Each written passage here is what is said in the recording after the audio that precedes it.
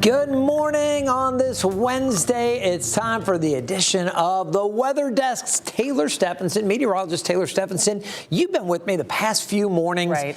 A lot of weather going on here. I mean, from coast to coast, it's drastically different. And it's a lot going on, from winter weather to wildfires out in California. It's a lot to cover. Yeah, we've been dealing with the cold and the snow here. And Taylor, you know, we've been talking about this a lot.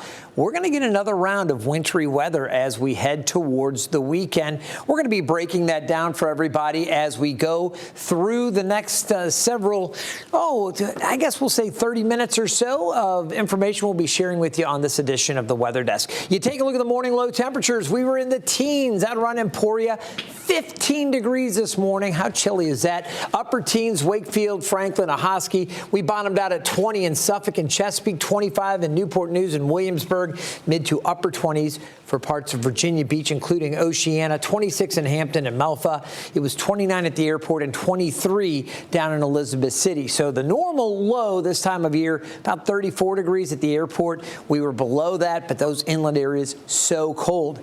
That's not the only thing we've been dealing with. On top of those cold conditions, it's been really windy. We've seen wind gusts anywhere from 20 to, say, 35 miles per hour. Had some stronger gusts up at Tangier Island. Norfolk recently reporting a gust through the middle part of the morning around 24 miles per hour. At Virginia Beach, Oceana, a gust to 33 miles per hour and 26 down at Duck. So you take these gusty winds this morning, especially near the coast. You combine them with the actual air temperatures. This is what it's feeling like. Let's take this full. You could see very, very cold conditions out there. It feels like 17 at Melfa, 18 in Virginia Beach, 18 in Suffolk, where the winds are a little lighter inland, like Wakefield and Franklin. It doesn't feel quite as bitterly cold, but it is chilly all across the Hampton Roads region.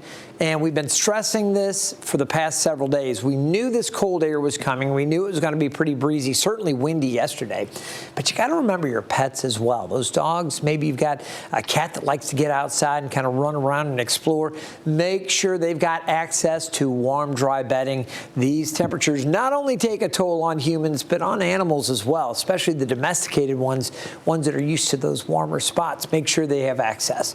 All right, we're going to take a look at the next 6 hours. Temperatures staying cold across the region. Afternoon highs only in the mid to upper 30s. Be a little bit warmer down in North Carolina. Some spots upper 30s, close to 40. A little cooler to the north, but that's a general range. And look at the sunshine. This is an easy forecast, honestly, for Hampton Roads today. Sunny and cold. You got it covered.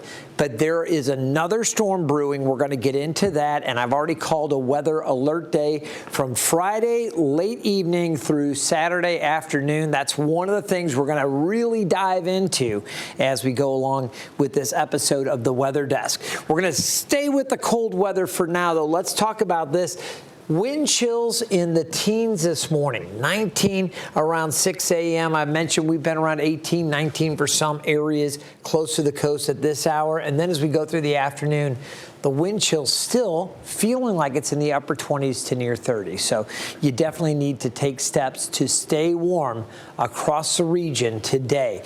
Look at the temperatures. We'll pick up our futurecast. You see those temps warming again, mid 30s around noon today.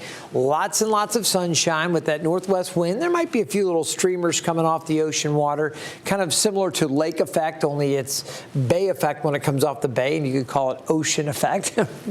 As the cold air blows out over the relatively warm Gulf Stream, you see a little bit of that.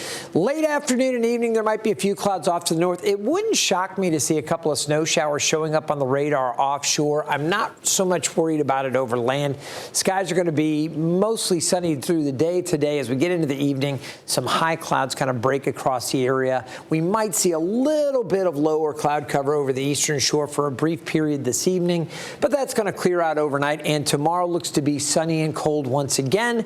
Morning temperatures back down into the low 20s around 5:45. I think we'll see some teens for some of the inland areas, maybe briefly touching that. And then warming up tomorrow, a lot like today, only in the mid 30s, maybe mid to upper 30s for the downtown Norfolk area. We've got the cold weather, but you know what? We're not the only ones experiencing that, and we're going to see this cold weather extending here in the eastern half of the country for quite a while. You take a look here at our 10-day outlook, 36 today. I mentioned mid to upper 30s tomorrow as well, maybe a little cooler right at the airport. 39 on Friday. Then as we get into Saturday and Sunday, it's going to warm up a little bit, just a little bit, up to about 40 degrees. Now, this is significant because we have a system that is going to bring a chance for snow, a good chance for snow Friday evening. Think it'll be light. We could see some moderate snow bursts. There might even be a little bit of accumulation. And again, there's a lot to break down for you coming up as we go Friday night into Saturday. But with temperatures warming to 40, we'll see a change back over to mix and then rain.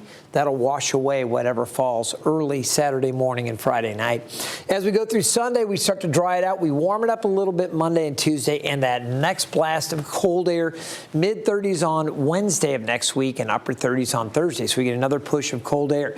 You look at the 8 to 14-day temperature outlook, and from the mid-Atlantic down through the southeastern U.S., temperatures are expected to stay below normal. In fact, when you look across the country, so much of the country below average, or at least close to average or a little bit below. That extends from the central U.S. all the way to the west coast. So near average in the southwest, near average for the northern tier of the U.S., but the rest of the country looking pretty cool relative to what we typically see as we go through the third week of January. All right, I mentioned those chilly temperatures. These are actual current temperatures at 9 a.m. Eastern. So if you're in the central part of the country, it's 8 a.m., 7 a.m. as you get to the mountains, and then obviously earlier 6 a.m. out on the west coast. But you can see these single digits here. Very cold as you head up through Philadelphia, New York, Cleveland right now, 23 degrees. Factor in the winds, and you've got several areas with below zero wind chills. Take a look at this.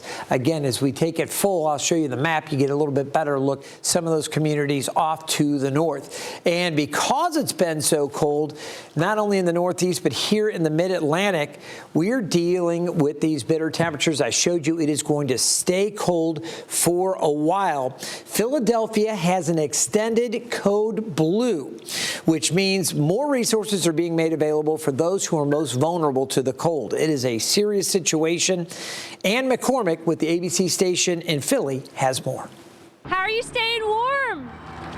Lots of layers. Cold temperatures did not stop faithful runners and bicyclists hitting Kelly Drive today. And from those working outside, some advice.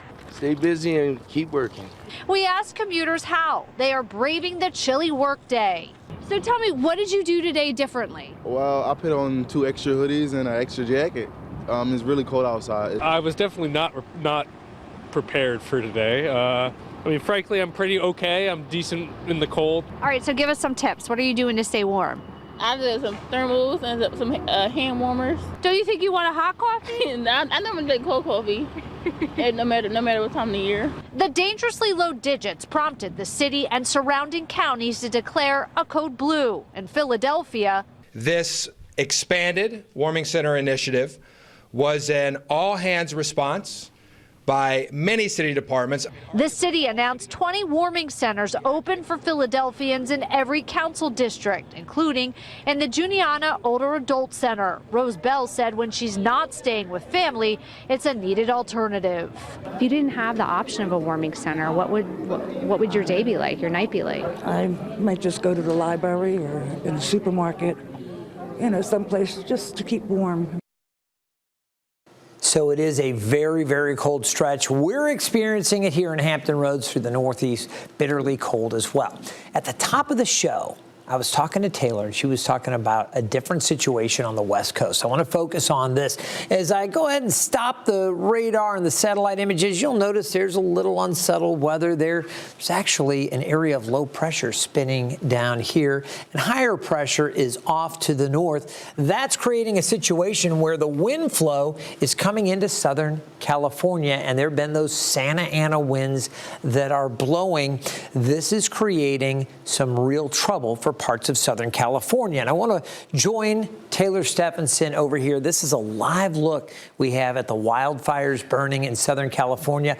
Taylor, all morning on Daybreak, you were monitoring this very serious and dangerous situation out in California. What can you tell us about what's happening? So this is one of a very rare alert that we get across the country, which is called a particularly dangerous situation when it comes to a red flag warning. In these situations, the Weather Service usually is anticipating stuff like this, wildfires that will spread out of control. And this is how we create these red flag warnings, or where we get these conditions from. Right now, a mix of 3 ingredients. You have wind gusts anywhere from 50, some places even gusting over to 60 miles per hour at times. You pair that with low humidity, around 10 to 20%, and then interesting enough, they have dry ground right now during what should be their wet season. So it's ready to go. I mean, if you get a spark, it can take off very, very quickly. Yes. Yeah, let's take that map full so you can really get a good look at the areas. Obviously, we've got L.A. They're under that fire danger. You can see areas just out there to the east of San Diego. And you were mentioning this has been a problem. Yeah, it has been a problem, and what we're talking about is the really dry grounds where we haven't seen rain, less than an inch of rain across Southern California. Again, where we should see most of that rainfall during this time of year. Craig mentioned it. You have just a little spark. We've seen embers flying. Once it touches that ground, it's grounds for creating wildfires. ABC News has boots on the ground in California as those wildfires rage. Let's go to Andrew Dimbert with more details. Overnight, hurricane-force winds fueling wildfires in Southern California, burning the equivalent of 5 football fields per minute. Firefighters battling flames in the foothills of Pacific Palisades, a coastal neighborhood of L.A. New video shows the Palisades Charter High School burning, along with a theater across the street. Several homes also engulfed in flames. No immediate word on how many. 30,000 under mandatory evacuation orders.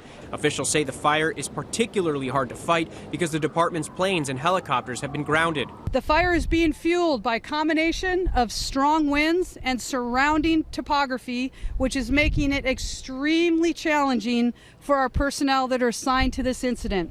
On Sunset Boulevard, drivers were forced to abandon their cars after getting stuck in traffic trying to evacuate the fire zone. When we got in the car to go, and then all the cars were abandoned, so I had nowhere to go, so I just had to get out of my car and start walking. The smoke is so bad. The fire department bulldozer had to push dozens of the abandoned vehicles out of the way. This is Sunset Boulevard, right in the heart of Pacific Palisades, and all of these cars, including us at one point, were stuck in this gridlock. And in order for firefighters to actually get to the fires, they had to carve a path. And so a bulldozer literally shoved all of these cars to the side. You can see the bumpers ripped off, the scratches along the vehicles here.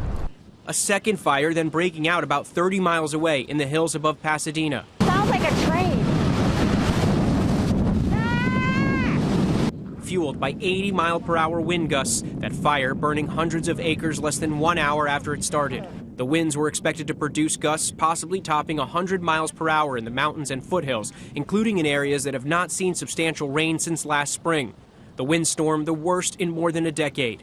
Andrew Dimbert, ABC News, New York. Taylor, such a serious situation. Now, back in the day, okay, quite a few years ago, back in the mid-90s, actually, I worked in Salt Lake City, and we would get some canyon winds, a similar setup to what they're dealing with there. But you just heard Andrew Dimbert report there have been winds gusting, at times funneling through those openings in the canyons. You could see winds in excess of 90 or even 100 miles per hour. And then you reacted live to that video. You saw those embers, those sparks flying. And to put that in perspective for us here around the coast here in Norfolk, that's putting it more at, hurricane strength winds. Absolutely. When you get to that 90 to 100 mile per hour gusts. It's incredible. Yeah. So very dangerous situation. Now, wanted to talk a little bit more about these winds and how the system driving these winds will eventually have some impacts on us. So get ready, okay? You see that fire danger, and Taylor, we were talking about the difference between the high and the low, setting up the winds. With those winds coming in, there's some downslope effect. As the winds come in through the canyons and come down and lower in elevation, that air compresses, it heats up, it dries out. So it is not only a violent wind, but is a dry and relatively warm wind as well. Which doesn't help when we are dealing with dry conditions and dry ground. Absolutely, yeah. If it was a moist wind, if it was bringing in dampness or whatever, that might help kind of chill things a little bit, but not this case. Dry, hot wind, relatively speaking, and that's creating that massive wildfire danger. So obviously our hearts go out there. And again, Taylor, great job all morning covering it. Of course. It has been something along the West Coast, and we'll continue to follow that at 13 News Now. Of course, lots of great coverage nationally.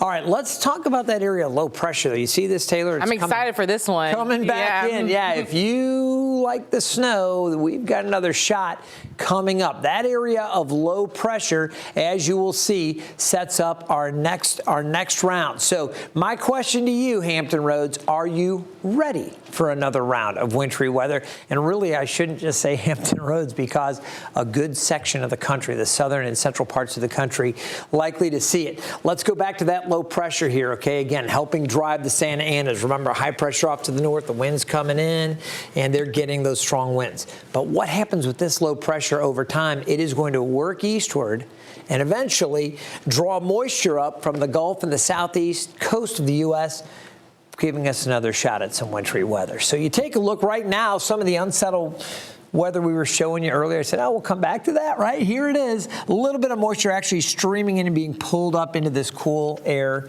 by this low pressure from the Baja area and back up through the Pacific.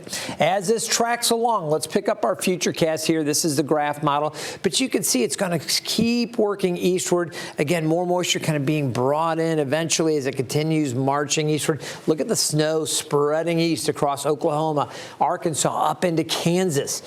Could see some wintry mix across Texas, and Texans, they don't do well with a lot of the snow. Parts of Texas, they've had some big issues with the wintry weather. In this case, again, we'll see the chances for mix and a lot of rain down across parts of the Texas coastline. Houston's going to be wet, Galveston, some of those areas. As it continues to move along, heavy rain across Louisiana. You see the wintry weather spreading across Alabama into northern Georgia and the Carolinas. Some more snow on the approach. This is Friday at 7 o'clock. Not quite to Hampton Roads yet, but you see the snow is coming. And with that low pressure, eventually it's going to tap into some of this moisture, pulling it up into the cold air, giving us a shot at more wintry weather here in Hampton Roads. So I want to take a closer look. And again, we still have a couple days for things to kind of change a little bit. I've been paying super close attention to these models and decided to declare a weather alert day Friday night into Saturday and probably through early Saturday afternoon. Here's what's happening. We have that system I just showed you marching across the southern tier of the U.S. and bringing the moisture across the south central parts of the country. By 8 o'clock Friday, the GFS, that's the American Global Model, is showing a little bit of light mix or snow showers out there to the west. Most of the metro still dry through 8, 9 o'clock. As we go a little bit later, though, you get towards 11, it starts to push in, and we could see some flurries or light snow showers. This precipitation still pretty light, and the ground is still going to be fairly warm relative to freezing. We're going to see temperatures above freezing on Friday, but it's going to be cold. I mean, cold enough that we're not going to play around much with this. You're going to see temperatures in the 30s, most likely, call it 39 or so for Friday. And then as we go through the overnight and into early Saturday, chances for snow will be colder to the north, and that snow is going to drop those morning low temperatures, you know that. So it is going to be cold enough to support snow overnight as we go through the early morning Saturday. This is at 2 a.m. Of course, this is not as impactful as it would be if we were heading into a normal weekday morning commute. It's the weekend. the advice is just stay inside. Look out the window. Enjoy the snowfall. If you like to see the beautiful flakes maybe falling by a street lamp, or you've got a porch light or a patio or something, it's going to be very picturesque with snow showers falling. Down to the south, more likely they see rain. There'll be some mix. I'm a little concerned with some sleet or maybe even some freezing rain at some point, especially in this area. So we're going to be watching for that.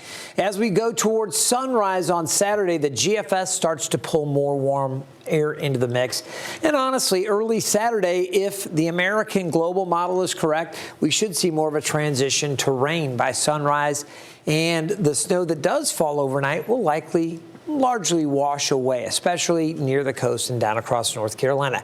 Not a real big deal, but we want you to know we need to pay attention to this late Friday night into early Saturday. And notice the snow continuing for northern parts of our viewing area as we get into the early to middle part of the morning. Again, eventually we should warm up, changing over to rain. It exits. This is not going to be the worst storm we've ever seen. It won't be, okay? But we do have the chances for the wintry weather, and that's why we're giving you the weather alert so you know, hey, better check up on this, especially if you have any travel plans early in the morning on Saturday. Now I want to show you the outlook, and again, this is just the model's projection, maybe a dusting to an inch, maybe a little bit more than that if the GFS was correct before it gets switched over and kind of washes away with the rain. There'd be a little bit more off to the north, and the GFS was going heavier. I think that's a little bit, maybe a little bit too beefy on that forecast, but we'll see. I mean, if things continue to evolve that way, maybe we get a little bit more up there. All right, as we take a look at the European solution, a little different on the timing. It holds the snow back till later. Here's Norfolk and Hampton Roads. This is the stop at midnight. You can see maybe some flurries out to the west and down to the south. Euro's a little bit colder solution than the GFS. The GFS was starting to bring in some more warm air. This colder solution produces the snow showers and the snow flurries early to middle morning on Saturday, and then it eventually starts to transition more to rain down over eastern North Carolina by 8 o'clock. The Euro still keeps some snow in this area, maybe some mixing north and west, and then you can see the snow still hanging in through 10 a.m. At least the potential is there. So that, again, is why we are keeping this. Not that people have to hit the roads. I know some folks work Saturday morning, but more folks than not have the option to go out. And the advice, if you wake up and it's a snowy mess, stay inside. Enjoy our coverage. We'll be going live for you and doing some more streaming. We'll have your weather covered. There will be a changeover, and if you've got plans Saturday night, I think we're going to be okay because temperatures are going to be warming a little bit on Saturday, up to 40, and you can see the Euro moves that rain out shortly after noon. So we see improvements coming Saturday afternoon and evening. As far as snowfall amounts, the Euro was producing 1 to 3 inches in a band here.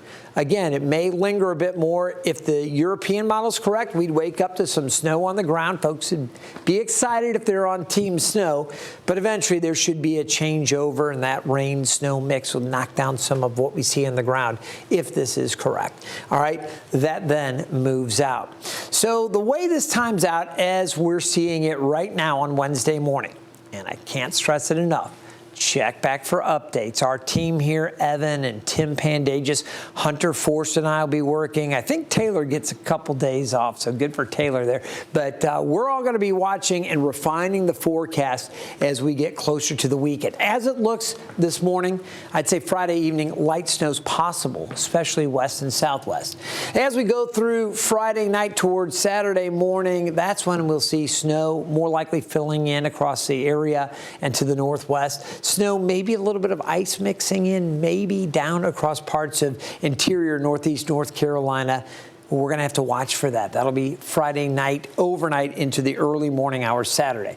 Saturday morning, the wintry mix continues, but there should be a transition to mix and rain, and then the last of the precipitation winds down from the west-northwest to the southeast as we go into early Saturday afternoon. The Euro had it out around noon. The GFS held it in longer, but the bottom line is we should see that moving out and some breaks in the clouds later in the afternoon there on Saturday. So that's how things are playing out. Now, I want to go back and revisit something. Let's take another look at this. This is Thursday at noon, and we'll take this full so you can get a good look. And I want you to think about North Carolina because I'm bringing this in. This was a story we talked about a little bit yesterday. You see that snow on the approach. Again, this is a system that's going to come into our area Friday evening and into early Saturday. North Carolina, they're already dealing with the cold, and they have the potential for more wintry weather. If you caught our live stream yesterday, we told you how the cold weather has been taking a bigger toll over portions of North Carolina that were hit so hard by Hurricane Helene, and they simply weren't prepared for the winter blast. A lot of those places either don't have working heat or their insulation that they normally have in their houses has been depleted in some ways. They've been having problems staying warm. Now, vital federal dollars are pouring in to help the area continue to recover from Helene. The HUD Secretary and new Governor Josh Stein visited the mountains yesterday. Taylor Thompson with the ABC affiliate in Asheville has this report.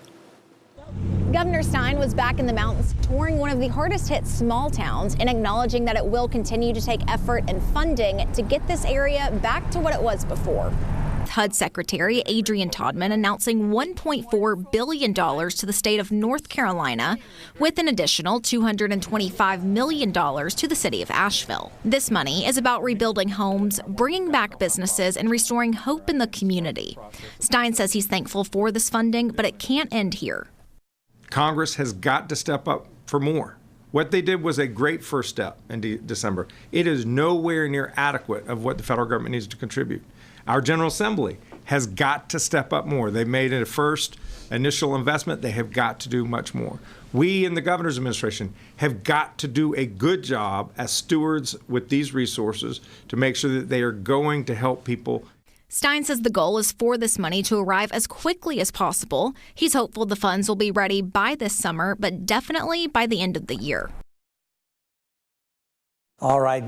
Glad to be able to pass that information along. Again, so many friends, family members down into North Carolina. I'm sure your hearts may be with them if you're here in the Hampton Roads area. Want to come back to the forecast here. We've got the cold conditions. I mentioned mid-30s to upper 30s south side. Plenty of sunshine. To the north, we're also going to see the sunshine. It will be windy. Remember, we started off this live stream talking about the winds on the eastern shore and right along the Bay coastline right there at Matthews. It's going to be really windy there as well. At the Outer Banks, breezy, upper 30s around Kill Level Hills, Manio 36. We may see 40 or 41 along the Albemarle Sound. As we head overnight, it's going to be a cold one, 24 the low with winds lighter. That's a blessing. Northwest winds 5 to 15. It won't be as windy as what we've seen earlier this morning and even what we're dealing with now. But still, wind chills down into the teens, and tomorrow the winds are going to pick back up. We'll see those winds producing feels like temperatures 17 to 22 degrees as we go through the afternoon. So the stronger winds, we could see some gusts in excess of 30 miles per hour tomorrow. That combined with the cold temperatures keep the wind chills down through the afternoon. Serious cold. You take a look at the 7-day forecast and you can see that we do have this beautiful weather, sunshine for the next couple of days, but cold. It gets breezy tomorrow. I mentioned really windy actually at times during the afternoon. Clouds are going to increase Friday. You see the areas shaded in red. Weather alert days from Friday night into Saturday noon. We'll see that chance for a wintry mix. I think we'll see snow overnight Friday and mix changing over to mix and eventually rain on Saturday. The rain clears the coast as we go through the afternoon on Saturday. We should be much drier. It gets nicer after that. Sunday 40, 42 on Monday and into Tuesday, a little bit warmer. Another push of cold air, though, comes in Wednesday and Thursday. All right, we love your feedback. You can find me on Facebook at Craig Moeller, Instagram at Craig Moeller TV, and on X, formerly Twitter, 13 Craig Moeller. If you've got questions or feedback, I'd love to hear from you. And this is a great way to stay in touch with our forecast by downloading the 13 News Now app. You scan that QR code and you have access to our forecasts, our live coverage, our live streams, any warnings, our special weather alert day coverage. It's all available to you through our mobile app. It's a free app. download it and put it to use. It will help you out. Yeah. Taylor, lots to talk about. And you are going to enjoy a couple days off. I will. I'm going to enjoy a couple days off and then maybe figure out how to make the perfect snowball when we get the snow coming later on this week. By the way, quick note on Taylor. You were crunching your first snowballs. I had a little tight grip on one of them. I gripped a little too tight. Yeah, came out, but she was picking that up pretty quick. The other thing is you said you got to experience hand warmers. She's a southern lady. Yeah, we were talking about that, and I didn't realize how hot they actually got. I was like, oh, this is warm. You liked it? Yeah, I liked it, but I've never used them before, so. Well, I'll tell you what, with the cold weather, the forecast, you may be putting hand warmers to use here in Hampton Roads and for a good part of the country. Again, we'll continue to follow the wildfire situation in California. Be sure and check back with 13 News Now. We will have more updates as we get closer to Friday, late into Saturday with that weather alert day. Guys, stay safe, and thanks for joining us here at the Weather Desk.